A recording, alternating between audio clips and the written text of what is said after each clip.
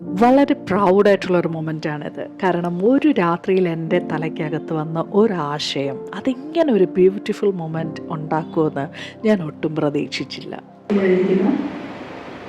നമ്മുടെ ക്ഷണം സ്വീകരിച്ചു വന്നിരിക്കുന്ന എല്ലാ വിശിഷ്ടാതിഥികൾ, അതുപോലെ തന്നെ സദസ്സിലായിരിക്കുന്ന എൻ്റെ എല്ലാ പ്രിയപ്പെട്ടവർക്കും ആദ്യം ഞാൻ എൻ്റെ സ്നേഹത്തിൻ്റെ ഭാഷയും ഞാൻ നന്ദി പറഞ്ഞു.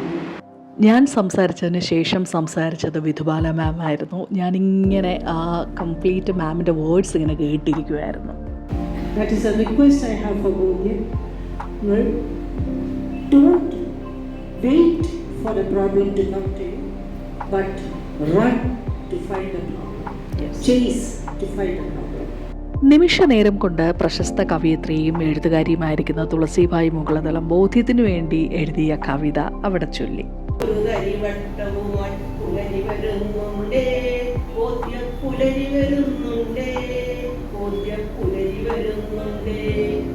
അസിസ്റ്റന്റ് പബ്ലിക് പ്രോസിക്യൂട്ടർ ആയിരിക്കുന്ന സുജയ സുധാകരൻ മാമിന്റെ വേർഡ്സും തീപ്പൊരി പാറിക്കുന്ന ഒരു അവതരണമായിരുന്നു. എന്താണ് നീതി?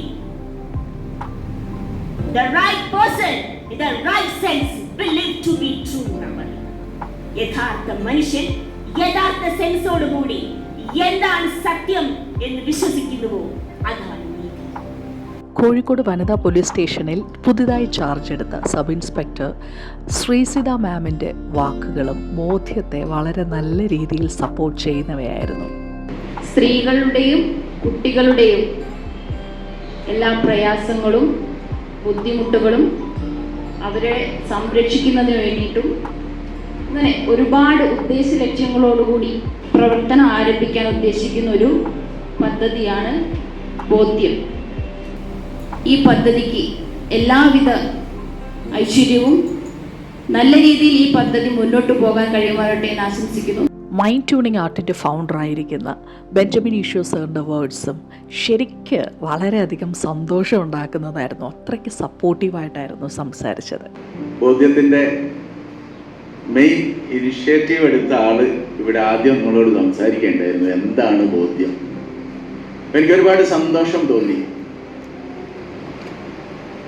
1000 കാതുകളെങ്കിലും ഉണ്ടാവണം സ്ത്രീകളുടെയും കുട്ടികളുടെയും പ്രശ്നം കേൾക്കാൻ എന്നതാണ് ഒരു ലക്ഷ്യം എന്ന് തോന്നുന്നു അല്ലേ? കൂടാതെ ഫോറൻസിക് സൈക്കോളജിസ്റ്റും കൗൺസിലറും ട്രെയിനറുമായിരിക്കുന്ന ഫാദർ ജസ്മൻ ആൻ്റണി സംസാരിക്കുകയുണ്ടായി. കോഴിക്കോട് ചൈൽഡ് പ്രൊട്ടക്ട് ടീമിൻ്റെ സെക്രട്ടറി ആയിരിക്കുന്ന സാദിഖ് ബേപ്പൂർ സർ അദ്ദേഹവും ബോധ്യത്തിന് അനുകൂലമായി ആശംസ നേരുകയുണ്ടായി. കൂടാതെ ബോധ്യത്തിൻ്റെ വൈസ് പ്രസിഡൻ്റ് ആയിരിക്കുന്ന റിഷ റഷീദ് ഫ്രം തൃശ്ശൂർ ബോധ്യത്തിന് വേണ്ടി ആശംസകൾ നേരുകയുണ്ടായി. പിന്നെ അത് കഴിഞ്ഞ് സംസാരിക്കാനായിട്ട് എത്തിയത് എൻ്റെ ഗുരുനാഥനും ബോധ്യത്തിൻ്റെ സ്വന്തം ആളുമായിരിക്കുന്ന father doctor Manoj K G ആയിരുന്നു. അപ്പോൾ ശരിക്കുമുള്ളൊരു ഐഡൻറ്റിറ്റി എന്താണ് എന്നുള്ളത് തിരിച്ചറിയുകയാണ് ജീവിതത്തിലെ ഏറ്റവും പരമപ്രധാനമായ ലക്ഷ്യം. ഗുരു മനോജ് കെ ജിയുടെ വാക്കുകൾക്ക് ശേഷം മൈൻഡ് ട്യൂണിംഗ് ആർട്ട് എന്ന ബുക്ക് അതിൻ്റെ ഓഥറായ ബെഞ്ചമിൻ ഈശോ സാർ തന്നെ നേരിട്ട് ഗുരു മനോജ് കെ ജിയുടെ കയ്യിലേക്ക് നൽകുകയുണ്ടായി. അത് വളരെ ബ്യൂട്ടിഫുൾ ആയിട്ടുള്ളൊരു മൊമെൻ്റ് ആയിരുന്നു. ഇതെല്ലാം കഴിഞ്ഞ് തിരികെ വീട്ടിലേക്ക് പോകുമ്പോൾ ഹൃദയത്തിനകത്ത് എന്താണെന്നില്ലാത്ത ഭയങ്കര സന്തോഷമായിരുന്നു. കാരണം ബോധ്യം എന്ന് പറയുന്ന ഒരു ആശയം ഞാൻ ആദ്യമായിട്ട് വെച്ചപ്പോൾ എൻ്റെ കൂടെ കണക്റ്റായി നിന്ന എല്ലാ വ്യക്തികളും എൻ്റെ അടുത്ത് നിന്നിട്ട് വിട്ടിട്ട് പോയി. എല്ലാം പാതി വഴിയിലിട്ടിട്ട് പോയി. ആ സമയത്ത് ഞാൻ ഒറ്റയ്ക്കായിരുന്നു. ഭയങ്കര പെയിനായിരുന്നു ആ ടൈമിൽ. അന്നേരം എന്നെ സപ്പോർട്ട് ചെയ്തത് എൻ്റെ ഗുരുനാഥനായിരുന്നു. ഒറ്റ കാര്യമേ പറഞ്ഞോളൂ, യു ഡു ഇറ്റ്. കറക്റ്റായിട്ടുള്ള ആപ്റ്റായിട്ടുള്ള വ്യക്തികളെ കൊണ്ടുവന്ന് കണക്ട് ചെയ്യുമെന്ന്.